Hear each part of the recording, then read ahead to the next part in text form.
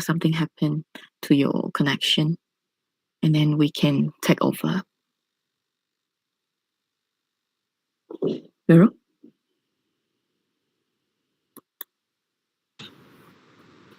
Miss Aisha? Yeah, I mean, all of us, Christina. Yes, I'm here. I'm waiting for the technician to attend to my camera issue. He's on his way. Okay. So we will start at 8:30. Yeah. However, I think it is better that we are here early. Yes. Okay. Assalamualaikum. Is your DVC joining? Yes, she said she is joining in a while. I'll just text her to tell her that you all are here now. We will start 8:30. It's about 15 minutes time. Yeah. Okay, Jennifer, could you please brief them again regarding our plan? The flow. So we will have the deputy dean could make it. He will give a welcoming speech. I've called him. He said that he's joining. Okay, so we'll have his welcoming speech, and then after that, we will. I'll just brief the audience about the flow, just in case, because some of them may ask when that we are going to give the link and Q&A session.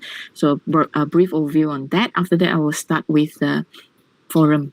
Okay, I'll give the floor to Dr. Mas after that.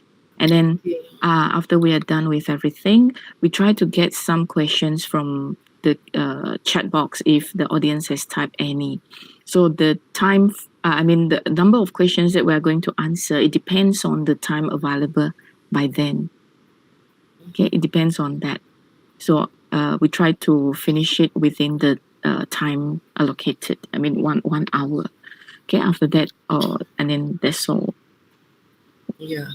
So at the same time, please refer to the WhatsApp. Okay. Yeah, it's here. So, Prof, the same questions that we discussed in the pre-meeting will be asked, isn't it? There are no changes to the questions. Yes. And if I understood well, the first question will be posed to our DVC. Okay, so yes, the first question will be posed to DVC. However, Dr. Aisha, you are also welcome to add to that. Yeah, sure. And the second question goes to me, and the third, fourth, and fifth, we all will give input, isn't it? That is how we decided. Yeah. Yes. So Aisha, can I call you Susan? Is it okay to differentiate between Dr. Aisha Risha and also Aisha Susan? Is it okay? Yeah, it's okay. Yeah. Okay. So basically, the first question will be asked to Dr. Diba. Am I right? Dr. Diba. However, Dr. Aisha, and also Miss Susan, you are welcome to add to her points.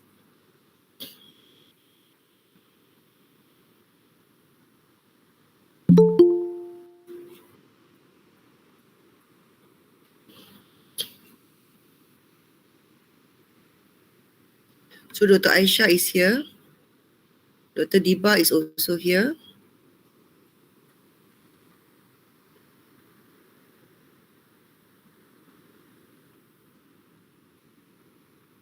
Hello, Dr. Risha.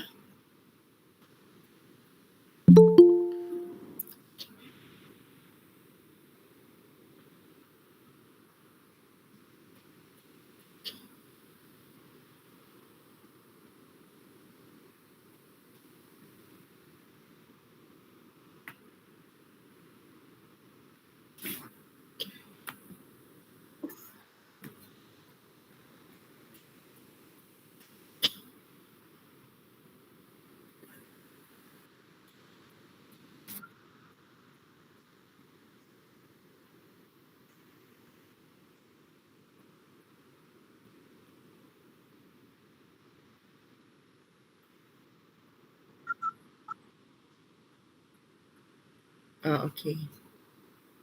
Thank you, Veronica.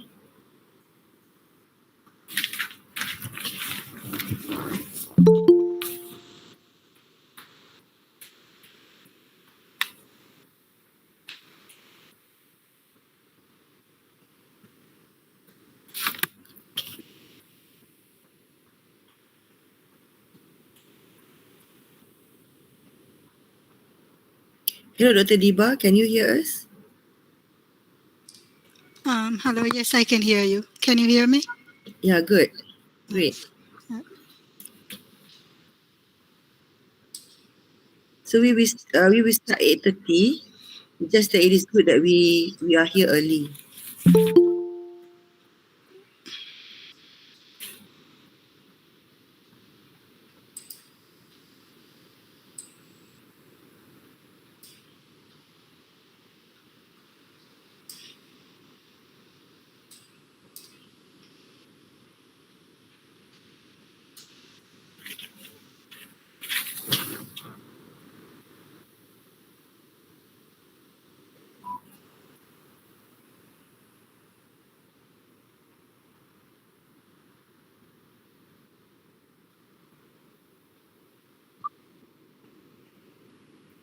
Good evening, Dr. Diba. So I would like to brief you about the overall flow of tonight's event.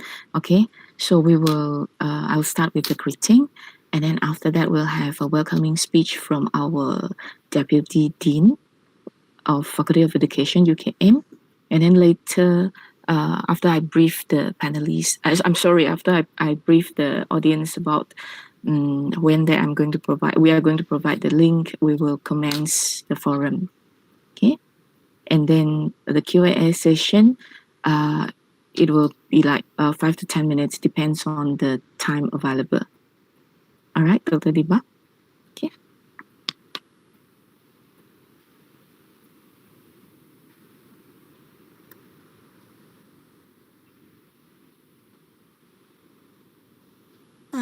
Jennifer, you were giving a briefing just now. Yeah. I'm sorry, I wasn't concentrating because I'm trying to put the background on. It's all right. It's all right. Would you mind repeating that, please? No problem. I can do it again. So later I'll just start with the greeting, and then after that, the session will begin with a welcoming speech from our Deputy Dean. Okay, followed by I'm going to give an overview to the audience, a little bit about the Q&A session, and then after that I will give the floor to Dr. Mas so that we can commence our forum. So the Q&A session, we will ask the audience to type their questions in the chat box.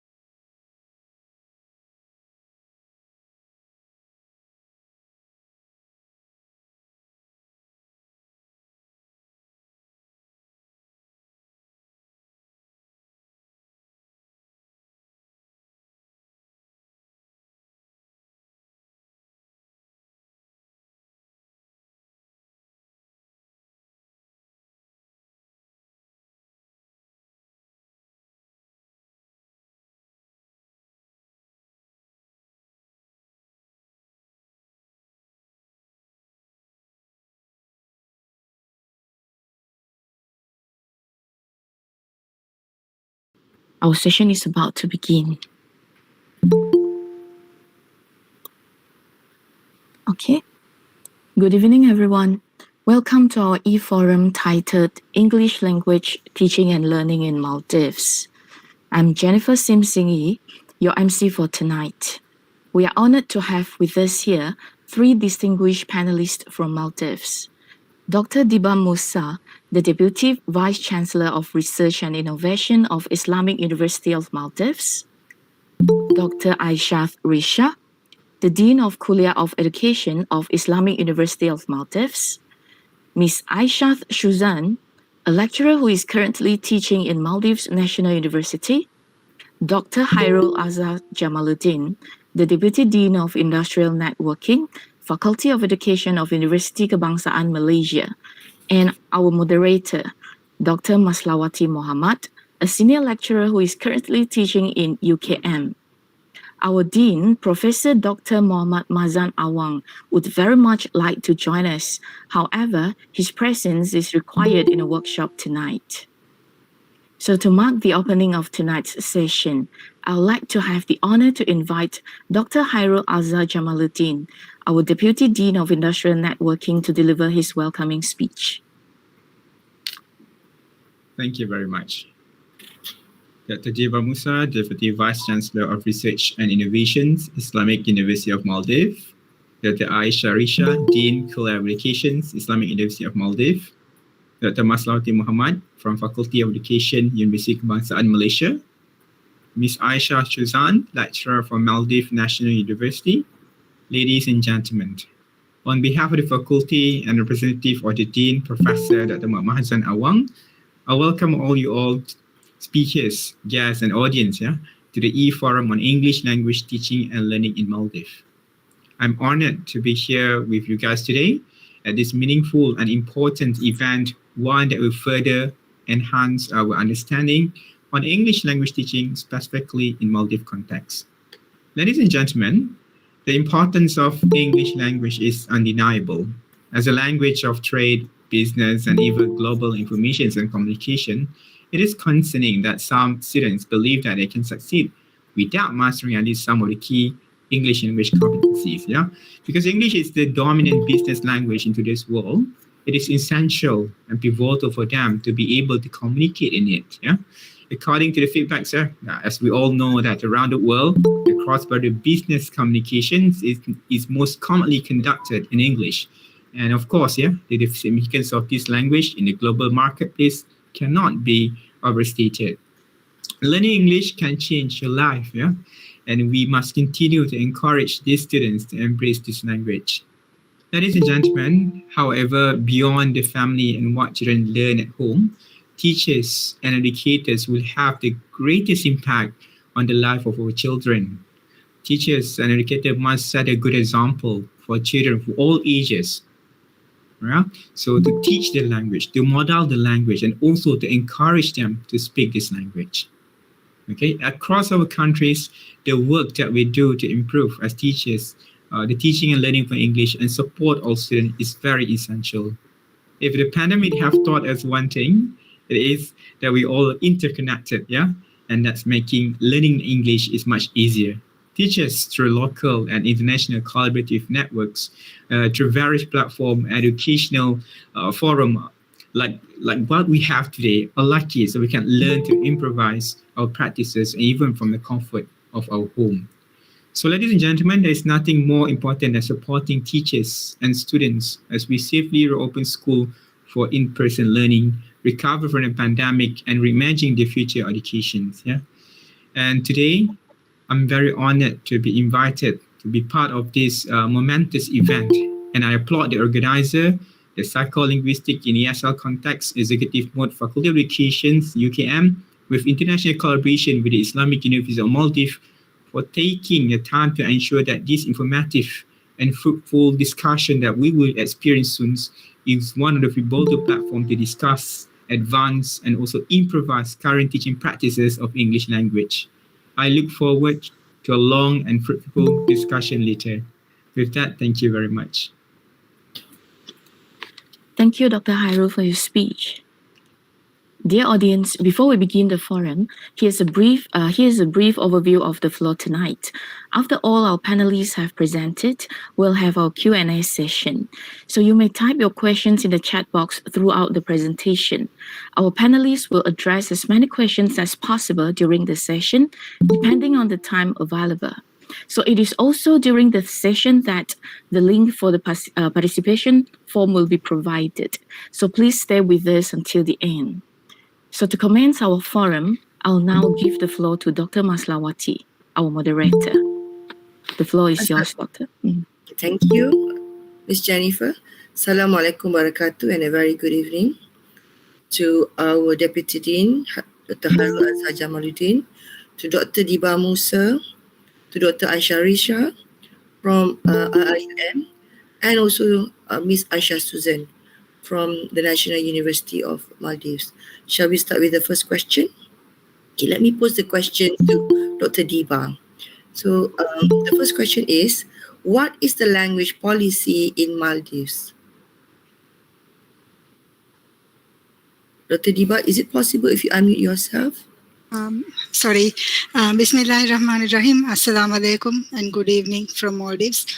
Let me first thank UKM, especially those from the university who organized this event, for giving me this opportunity to contribute to this forum.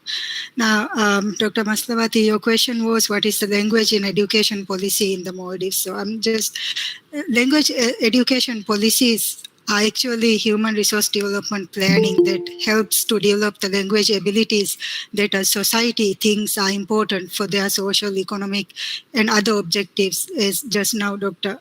Harul Azhar Jamaluddin also, I think, mentioned that. So these policy statements are about which languages must be included in education and the purposes for which it should be taught and learned. So it is a future linguistic situation, and the way it is brought into existence. In order to give an overview of the language education policy in the Maldives, I have to give you a historical perspective. Education has always been very important for Maldivians. So as early as 1920s, basic literacy and numeracy was taught in our local language, which is Divehi. And Arabic was also taught, but not as a language, not as a foreign language. It was taught in order so that children will be able to recite Quran. So at this time, formal education had not come into existence. And a decade later, when education expanded in the country, prominence was given to English language because, as was mentioned earlier, it was seen as the language of progress. Initially, English was introduced as a subject in 2 schools in the capital city, Male. But in 1961, it was adopted as the medium of instruction with a fully immersion model, which means that English only can be used in the school environment. This was mainly in the schools in the capital city, but not in the islands. The islands at that time still used local language as the medium of instruction. Until 1984, when national curriculum was introduced and English medium instruction was gradually introduced to the other islands in the country. Even then, teachers were not prepared in the islands. So a dual system existed in the capital city and some of the islands. It was English as medium of instruction, but in the some of the islands, it was still Divehi as medium of instruction. There was a dual system at that time. Language policies are sometimes explicit, but it's not always explicitly stated. So in Maldives, it was mainly enshrined in the curriculum and other educational texts, but it was not written down in legislation or policy documents. English as the dominant language was not written down in any formal documentation in the Maldives during the time that I have mentioned just now, but became by default became language in education policy through practice an adoption of English textbooks, the curricula, and because of the external examinations that our children were sitting for, that is Cambridge. At that time, it was Edexcel, GC, O-level and A-level. But there was realization that English domination in our education system was at the expense of our local language, Divehi. So there were efforts to reform this at policy level at one point in our history. The place of Divehi in the national curriculum was debated fiercely in 2009 in a symposium. But the general public and many academics and policy makers were still in favor of English as medium of instruction. But there was a need to regain the status of our local language because it was dying. It was not being used by parents, by students, even by teachers. So there was a reform effort, and Divehi Language Act was passed in 2011, which stated that Divehi must be taught as a compulsory subject in all the schools, in all the grades. And all communication between government entities must also be in that local language. In 2012, there was another act, Preschool Management Act, which stipulated that Divehi will be the language of instruction in all preschools, and any other language, including English, will be taught as a second language. So in 2015, these were efforts to reform, to bring back our language. So in 2015, the introduction of another new curriculum. In that curriculum also it was stated that language of instruction at foundation level must be Divehi, although again English remained as a medium of instruction from key stage 1 to 5. The new curriculum also discouraged the fully immersion model. That means only English model was discouraged by that, and it also encouraged learning of foreign languages, English as well as German, French, Arabic, other languages as well. And there were many other attempts in the curriculum to revive the local language. For instance, it gave equal importance with regards to the allocated time to both English and Divehi at lower grades. That is, the curriculum recommended 225 minutes minutes per week of contact time for teaching each of the two languages up to grade 8. So equal time was given, which was not the case before. So the proportion of time recommended for teaching English and Divehi, however, differs in key stage 4 and 5. Key stage 4 is grade 9 and 10. Key stage 5 is 11 and 12. So here it differs. 9 and 10, the curriculum recommended 225 minutes per week on English, 180 minutes per week on Divehi. In key stage 5, Divehi was compulsory, but English was not compulsory in that stage, in grade 11 and 12. So there were efforts, these were efforts to revive the local language. Despite these efforts, English remained as the dominant language, as the language of education, implicitly in the practices in the Maldives. In many countries, although a local language is selected as the sole official language, like in Maldives, it is not always recognized as the main language of schooling in education policies. In Maldives, Divehi is recognized as a language of schooling at certain points in the curriculum, but still it takes a secondary place in education compared to English. I hope that answered that question. Yes, thank you. Thank you very much. Shall we invite Dr. Aisha? Do you have anything to add?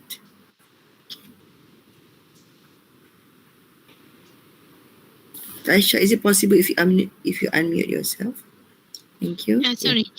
Yeah, just to add a little bit to what Dr. Diba has said, she has mentioned that English is compulsory and also the medium of instruction in the current curriculum. From 2015, we are following the new curriculum, which is the National Curriculum Framework. So in this national curriculum, language and communication is a key learning area. Therefore, it aims to develop students' literacy skills and enables them to use language effectively for academic and professional purposes. So this highlights how important English is in our the current curriculum. And also English being a compulsory subject strives to develop confidence in listening, speaking, reading and writing. So these 4 skills are considered very important when teaching English language. So that is what I wanted to add to what Dr. Deepa has said. Okay, let's listen to Miss Aisha Shuzan. Yes, as Dr. Deva and Dr. Rachel said, though it is not written formally as a language policy, English language is used as a medium of instruction, and it is the language used in the second language in the community as well. So I would like to add to that. Okay, thank you. So shall we move to the second questions? What are the primary goals and expected outcomes of the education system in Maldives? Let me repeat. What are the primary goals and expected outcomes of the education system in Maldives?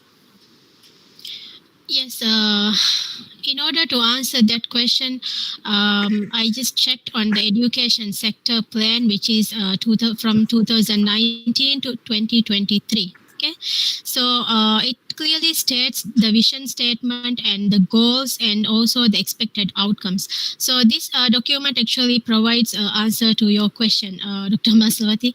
So the vision that is stated in this ESP, we call it Education Sector Plan, states that holistic and equitable quality education and lifelong learning for all. And they have highlighted 4 key goals. The first one being improved learning for all through equitable access to quality education. In order to achieve this, they have highlighted that complete enrollment and retention from kindergarten to grade 12. Now remember that as Dr. Diba has highlighted previously, the basic education was until grade 10. But now they have upgraded to grade 12. So now we are trying to bring all the students who are enrolled in the education system to complete up to grade 12. And also to improve learning outcomes and reduce the learning gap. So that is the expected outcomes in under this goal, the first goal. And as the second goal, they have highlighted the skilled youth and adults for employment, decent work and entrepreneurship. Here, what they expect is more youths, that is including adults in the capital and also in the islands. They must have the curriculum competencies as well as the TVET competency. TVET here we refer to the technical vocational education training. So these 2 competencies will the students should have these 2 competencies in order to tackle the issues in the labor market so that they can demonstrate entrepreneurship. So that is about the second goal and how they expect to achieve this goal. And the third one being ensure equitable access to lifelong, affordable and quality higher education for all. So here what they expect is that 65% of the students enrolled in higher education institutions, that is from diploma to degree level, when they finish their higher education, within 6 months of their graduation, they will be employed. Okay, so this is how they try to achieve this goal. And the fourth one, and being the last one, system strengthening for efficiency and quality schools for all. Here, the expected outcome is that the Ministry of Education at central and decentralized levels will support the schools in order to achieve the measurable levels of improvements in learning and skills development as well as enhancing the learning environment. So these are the 4 goals that they have identified from 2019 to 2023 in their in the ESP plan. So I think these are the areas that that you wanted to know, isn't it? Is there anything that you want to add? Dr. Deepa, do you have anything to add? What Dr. Isha has mentioned, she has covered most of it. But just to add to that, the goals of education outlined in the education sector plan mentioned by Dr. Isha are also aligned with our developmental goals as well. So there is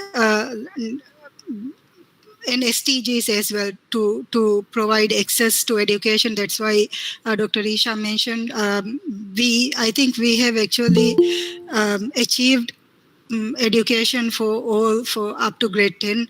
Now 11 and 12 is what our country is working towards. So basic education is completed, but we are still working with the other level. And it is also to increase the relevance of education so that it is more contextualized to the local environment as well, so that quality in education also means a quantitative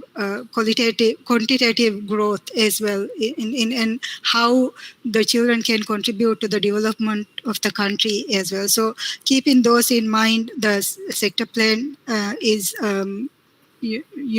arranged, organized, and that is what we are moving towards now. Thank you. Let's listen from Ms. Aisha Susan.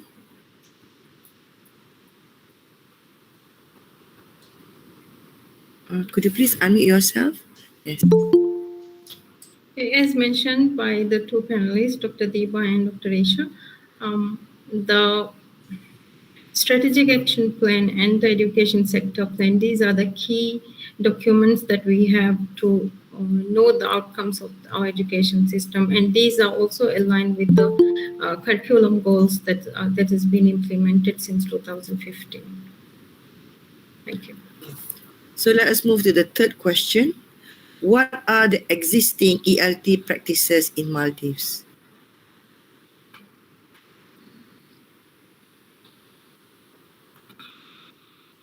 Let me repeat. What are the existing ELT practices in Maldives? Should I start, Dr. Mastawati? Yes, please. Thank you. Yes, thank you.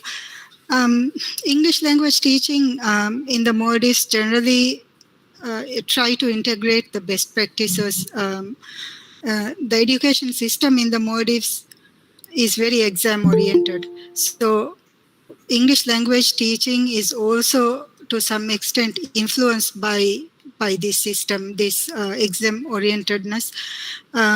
But teaching in the primary grades, English language teaching in the primary grades and in grade 8 actually involves the use of student-centered, activity-based methods.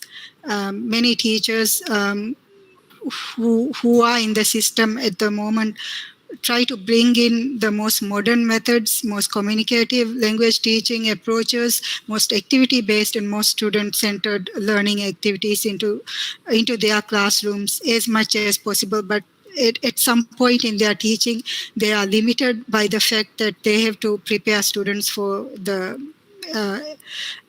culmination exam, grade 10 examination. Teachers also organize English language teaching around the 4 skills. They try to develop all the 4 skills, which is like reading, writing, listening, and reading. But they are able to do that until grade 8. Because from grade 9 onwards, they have to start the preparation, the exam preparation. At that point, the IGCSE exam, we don't actually take the speaking paper in the Maldives. So there is no focus on speaking. Other 3 skills are mainly focused in the teaching as well in grade 9 and 10. And the focus is also on the 7 exercises. Generally, the IGCSE exam consists of 7 exercises. And teachers mainly focus on those to familiarize students to those 7 exercises so that they could do the exams better. This actually, I believe, this actually hinders teachers' creativity, their innovation to some extent, because they are not able to bring in innovation into the classroom because they have to finish a syllabus, they have to cover past papers and so on and so forth. So they are not also able to develop the most important skill in language, which is speaking. because it is not covered by the exam. With the pandemic, English language teaching also changed slightly, like in all the other subjects as well. And there was an attempt to incorporate modern technology into teaching. This is actually an important development. I'm not sure how much this change has been adopted or taken forward since face-to-face classes have started. But I feel this is something that English language teachers need to carry forward, because technology is a very important part of 21st century learning, and it is an important part of English language teaching as well. Thank you. Dr. Aisha? Yeah, just to add a little bit to that, Dr. Deba has mentioned that from grades 1 to 8, yes, all the English language teaching, the 4 skills are practiced in the classroom, like through activities. But from grade 9 to 10, like Dr. Deba said, it is exam oriented. However, this is totally different when you look at the international schools in the Maldives. In those schools, what they have is they have 50 students in class, but they have 3 or 4 teachers attending to them. So they actually, these 3-4 teachers, they divide the activities among themselves, and then they carry out these activities together. So also in these classrooms, they have a SEN teacher. Now, special education needs is given very much importance in the Maldives. So these classes also have a SEN teacher who will be visiting the students every 4 times a week. So the students who need who are in need of special education, they will be taken out of the main classroom, and then they will be attended separately. So to these students also, they are given activities which they can do at their level.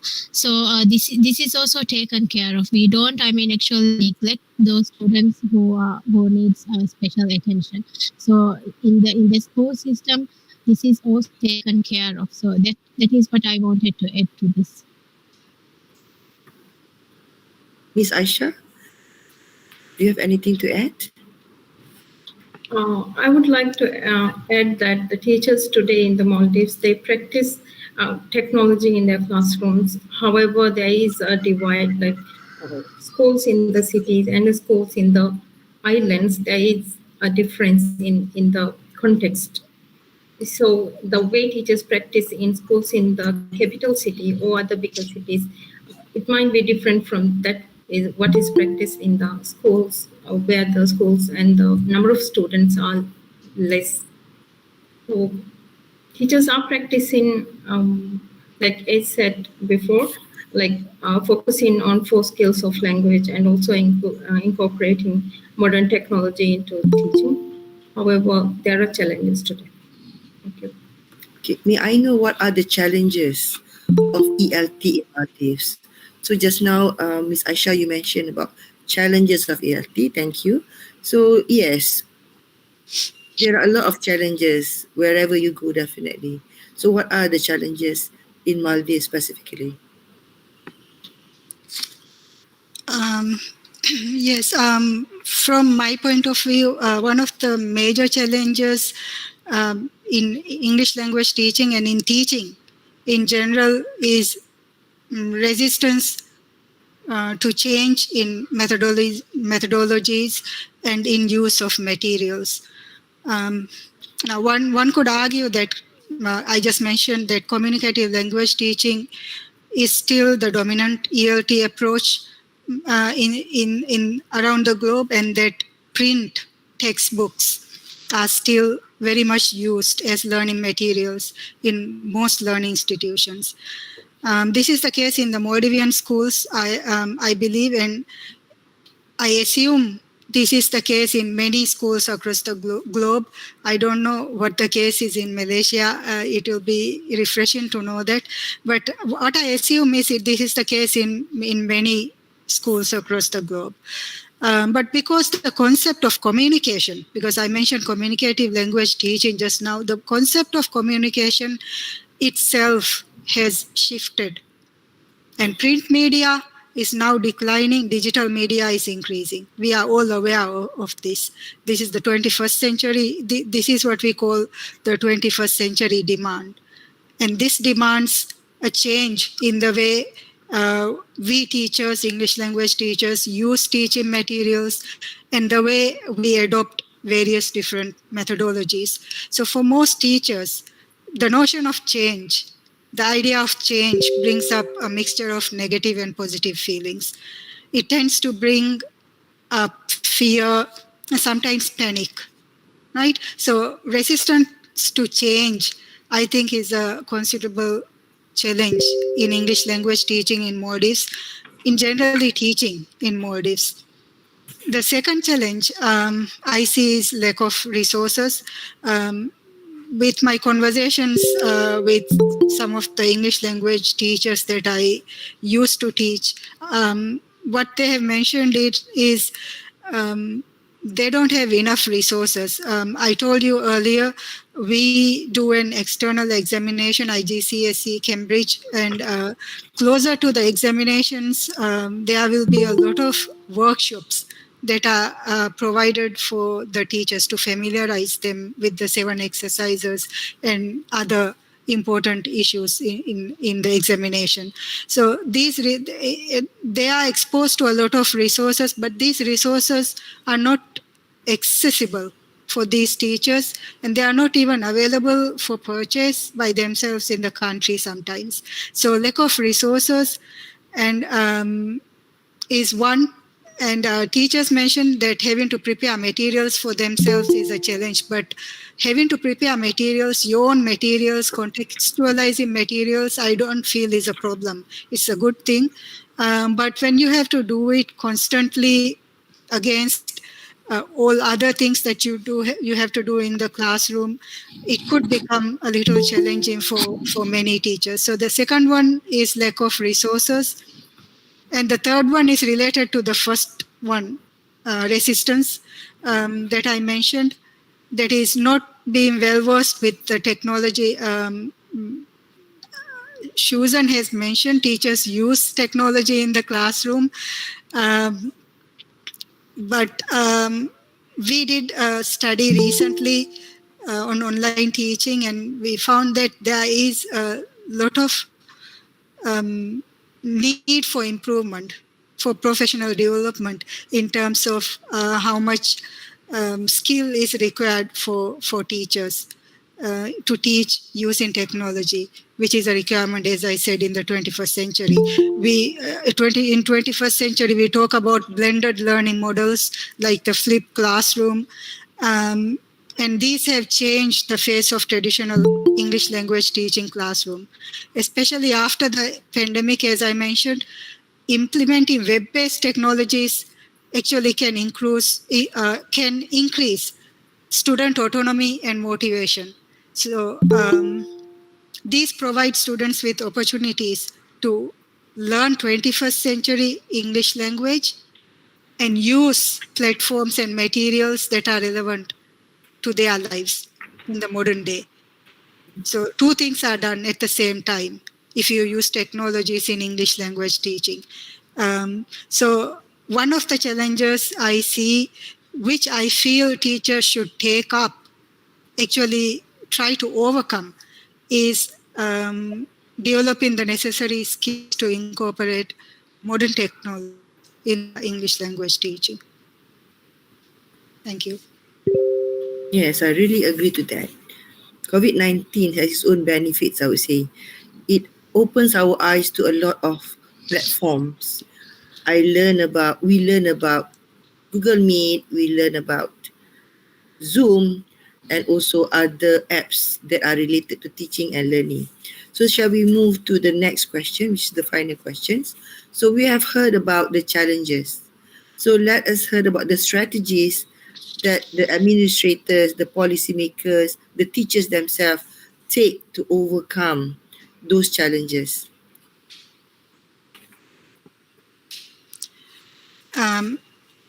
Yes, a lot of attempts are actually made at school level, especially by the school management to improve English language teaching and learning. But I will focus on what is done at teacher education level.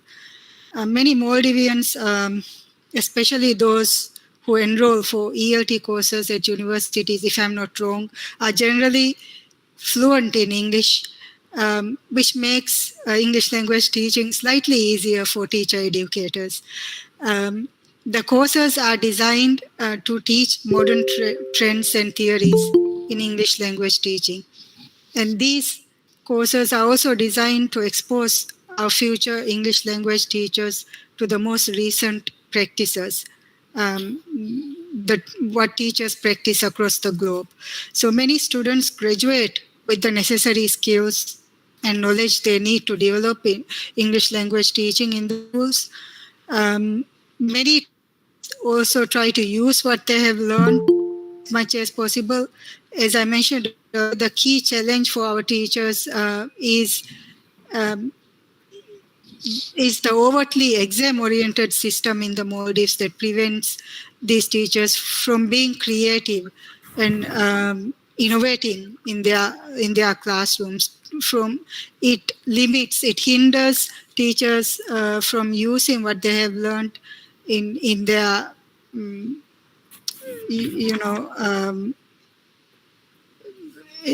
what they have learned in the university, in the classroom as well. So there are a lot of attempts by higher education institutions, especially teacher education institutions, to make English teaching creative and innovative. But that is limited by the system, education system, and what it takes as important. Yes. Yeah, exam oriented. So even in Malaysia, we do face that. There's a conflict between creativity and also preparing our students for exams. So let us listen from Dr. Aisha. Yeah, since Dr. Diba has tapped the higher education courses, I would like to highlight on the strategies that the schools use in order to improve the challenges that we have highlighted. According to the teachers whom I have spoken, they said that the schools, the leading teachers and the principals, especially the leading teachers, they conduct regular coordination meetings among all English language teachers, so that to make sure that all the teachers teach, the same curriculum, the syllabus taught accordingly.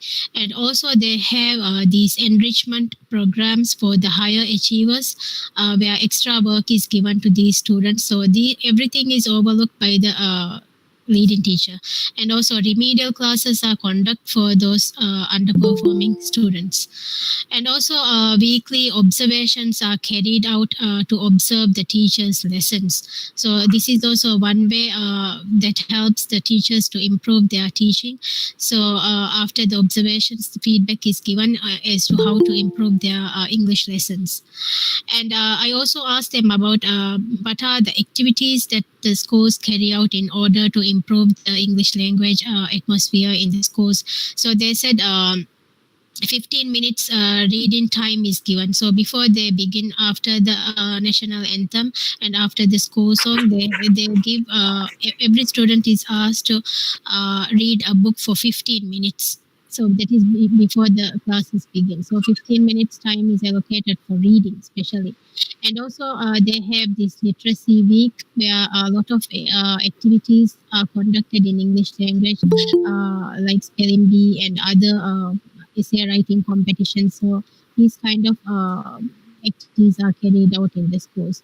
And also one teacher also noted that they have workshops on IELTS, that is to improve the teachers' performance. So they have to, go through these IELTS examinations after the workshop is completed. They have to do IELTS exams so that they know their level of English language.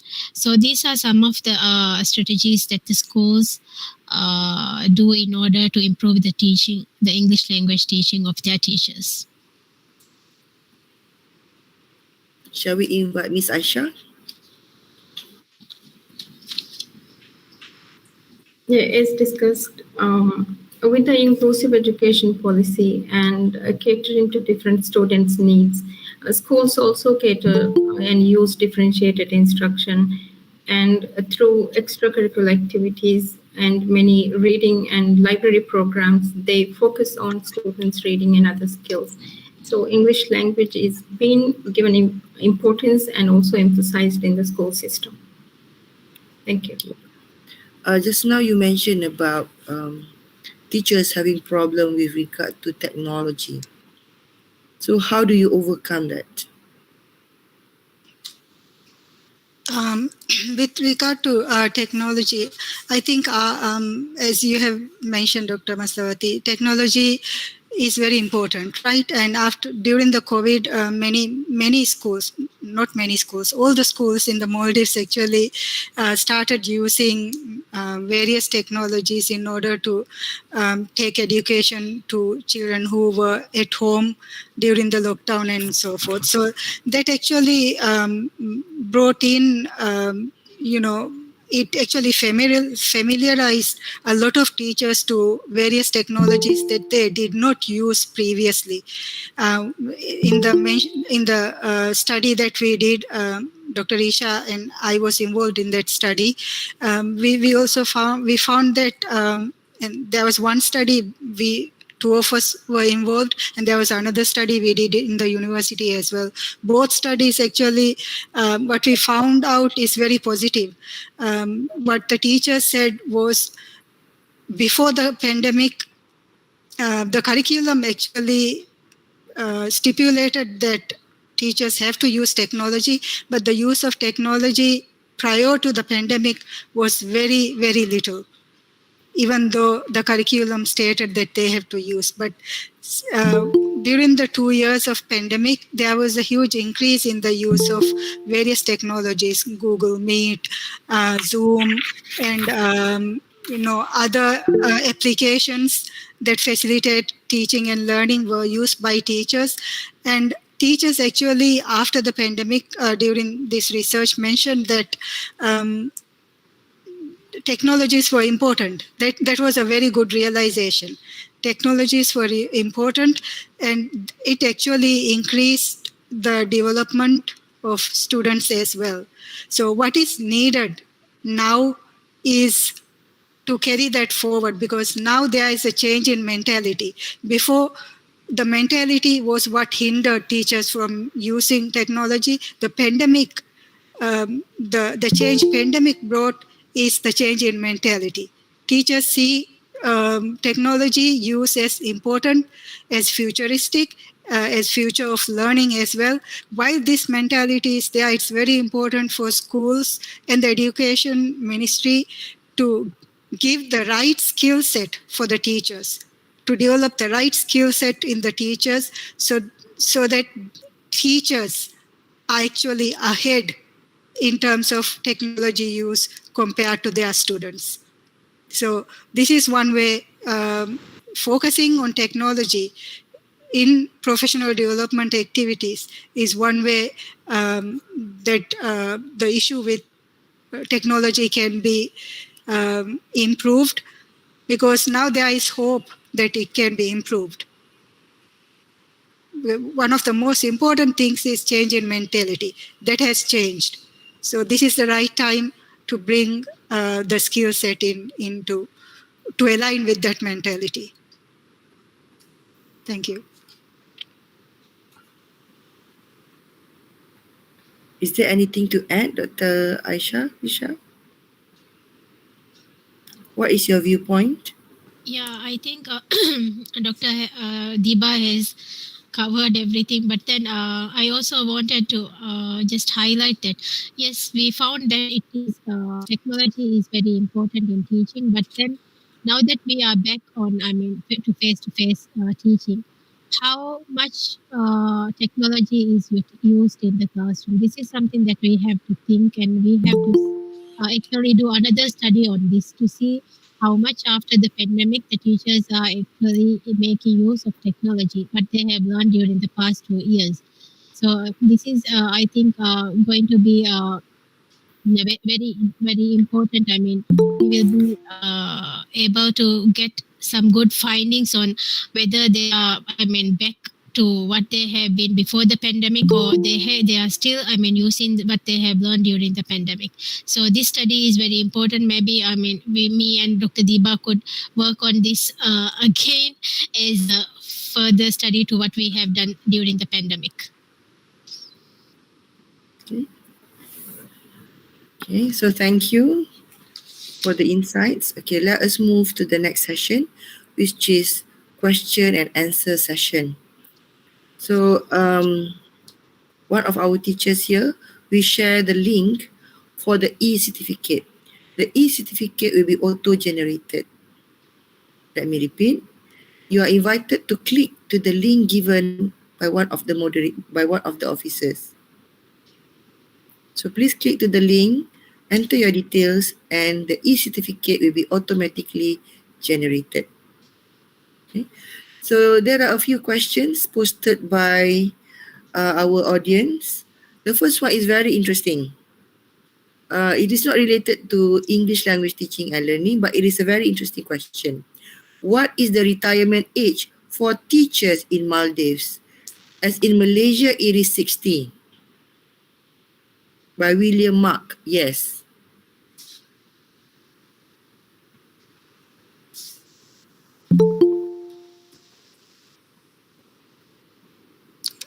Who has to answer this? Anybody? Is it open? Open to any of the panelists. Okay. I think, please correct me if I'm wrong, Dr. Isha and Susan. I think specifically not for teachers, but for all government personnel, I think the retirement age now is 65. 65. Am I right? Yeah, Correct, yeah, yes. 65. Early retirement is 55, but 55 or 65? 55 is early retirement. You can choose to retire if you like at 55, but at 65, all government personnel are required to retire. Okay, another interesting question. What are the perks that a government servant would get in Maldives?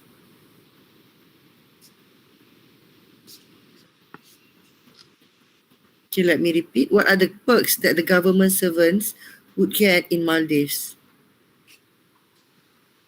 Dr. Isha, why don't you start with? I'm just looking for that question from the chat box. Dr. Mas, what is the question again? Can you repeat it? What are the perks that a government servant get in Maldives? Because most of us are working with the government. Just curious.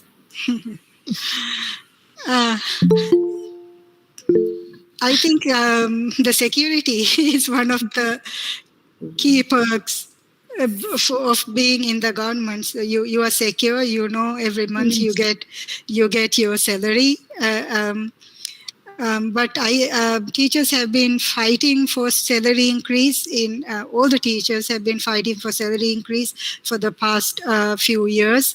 There was a increment in salary recently, but again, teachers are raising certain issues related with that increment as well. So for me, the main advantage of being in the system, in the government system, is that you are secure in terms of your job. But there is still need for increase in salary and so forth, mainly after the pandemic. The pandemic has actually put the country into a kind of it's not recession, but there are economic problems because of the pandemic now. So and there is a rise in prices and everything. So people are facing problems. I think that is the reason why teachers are in need of a salary increment. Not just teachers. I think everybody is in need of a salary increment, not just in Maldives, across the world as well. Yeah, thank you. Yeah, it's very true. Okay, let us move to the next questions. Again by William Mark. Thank you, William Mark, for posting the question in the chat box. How is the internet coverage in government schools in Maldives, especially in terms of digital teaching? Okay, let me answer that question.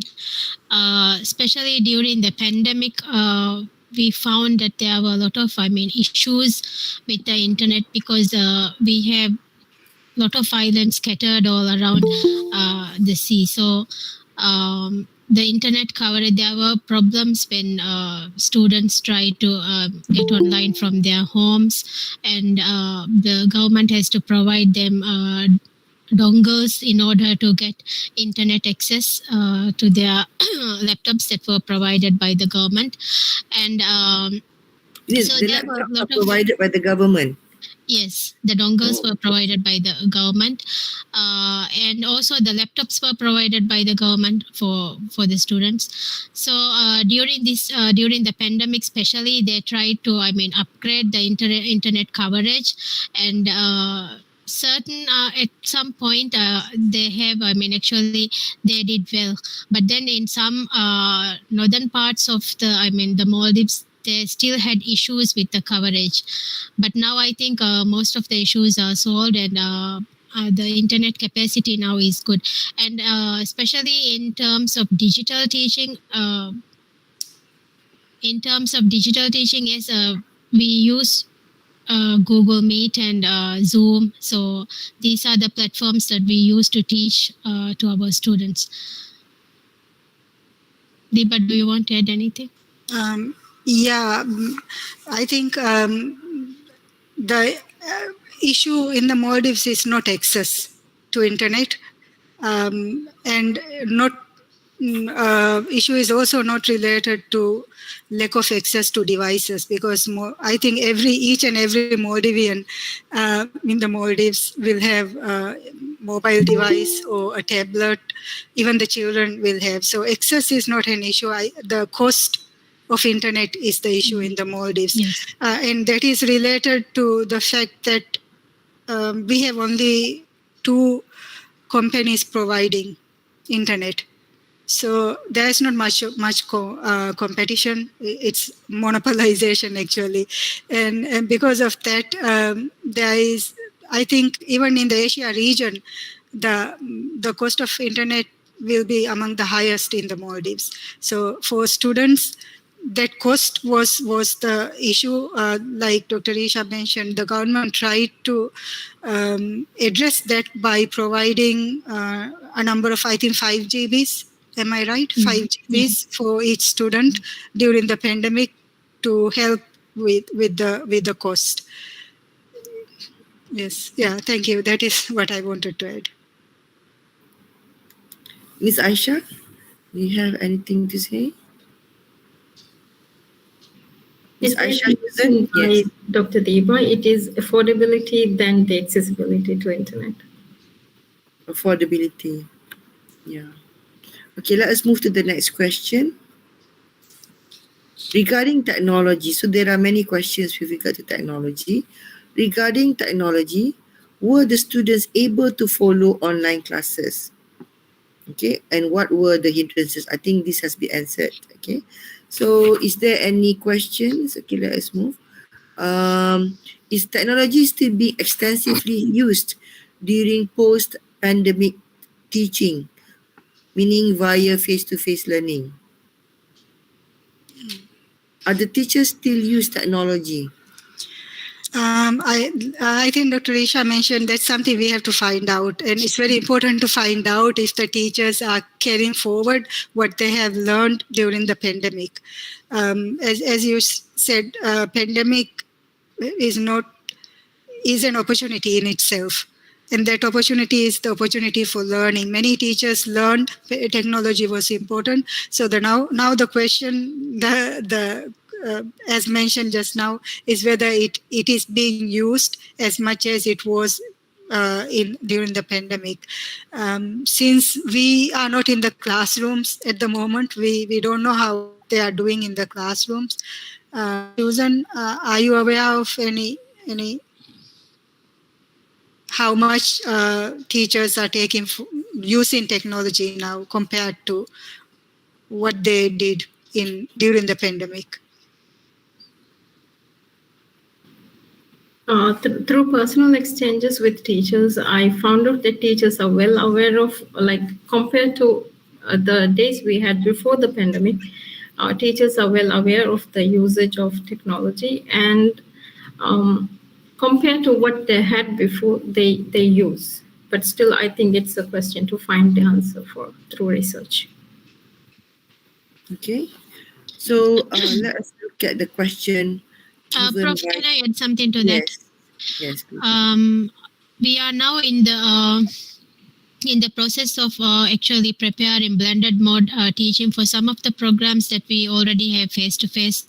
The face-to-face programs are being converted to blended mode. So I think in the coming semesters, we will be able to see how much teachers are still able to use technology, because in the blended mode, they have to use some classes has to be conducted online, while the other classes will be conducted face-to-face. So during, I think by next semester, we will be able to provide you with a good answer to this question, how this actually works out when we convert the programs to blended mode teaching.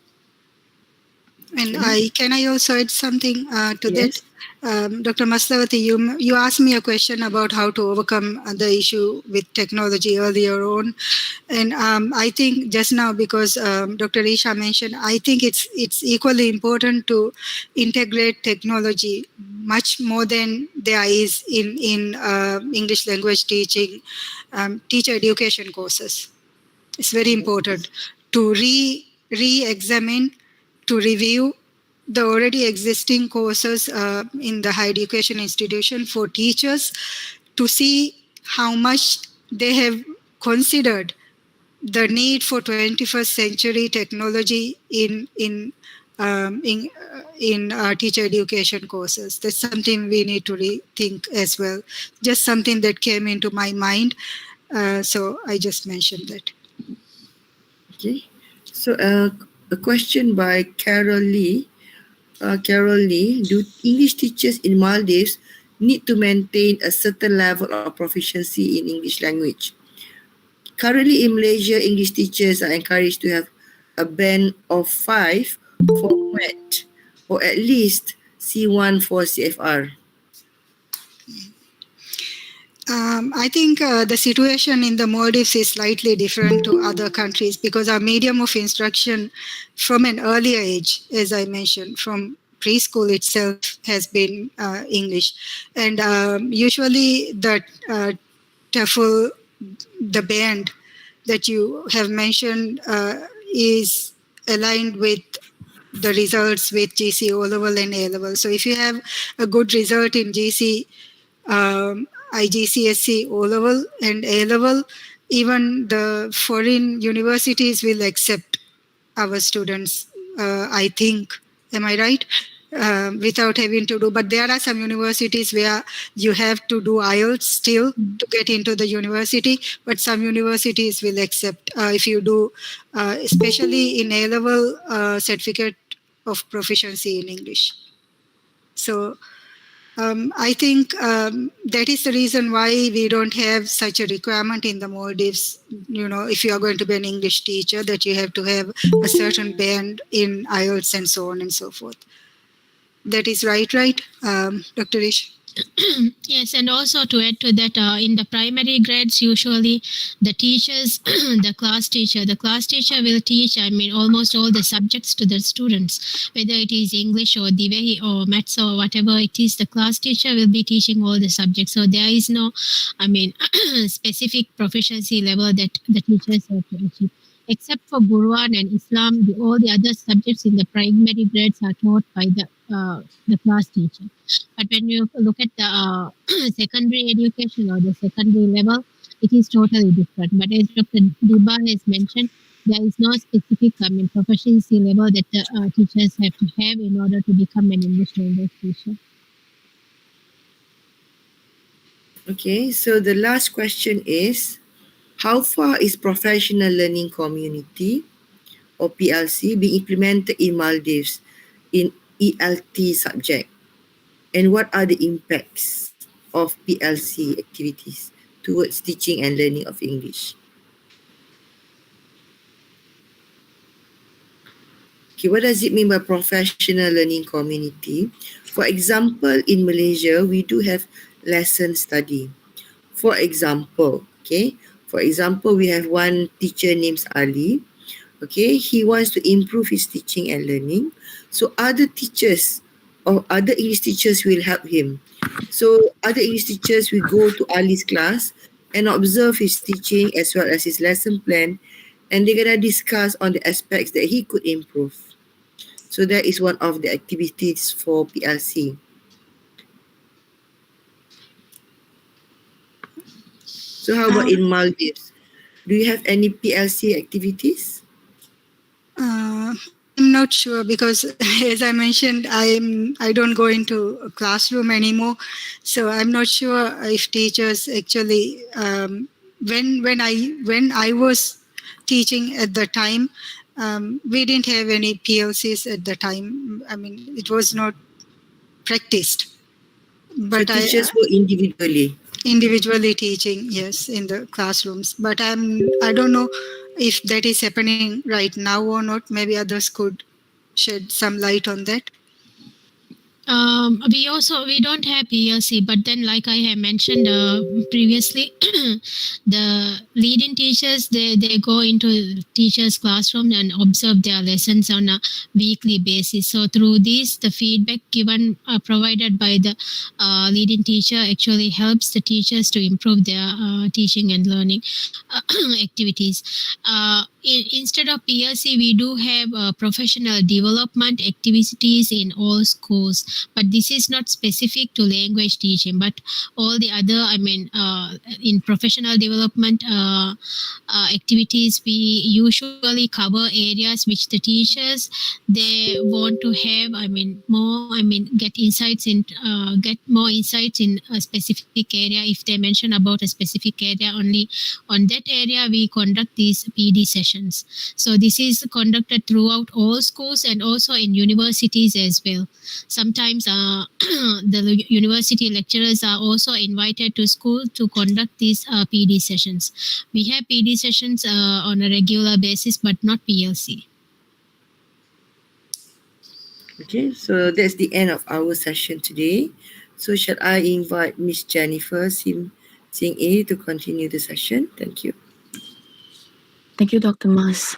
So on behalf of the organizing committee, I would like to once again thank the panelists for their insightful sharing. And then I would like to thank our Deputy Dean as well for his presence, and Dr. Maslawati, our moderator, advisor, for her support throughout.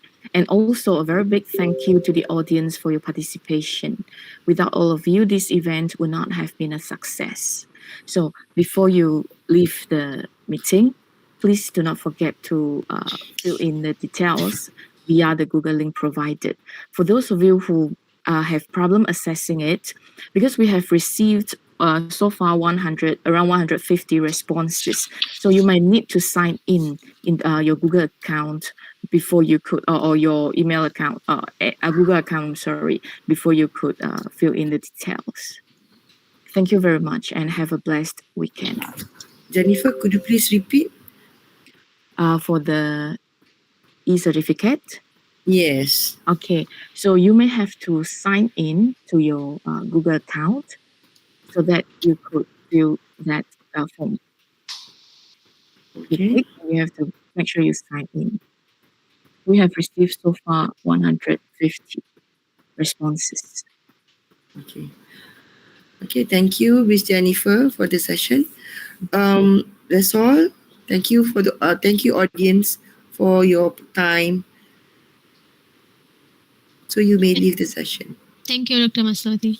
Thank you. Dr. Aisha and Dr. Diba, shall we have a discussion after this Yes. regarding our Thank you, Dr. Maswati. Yeah.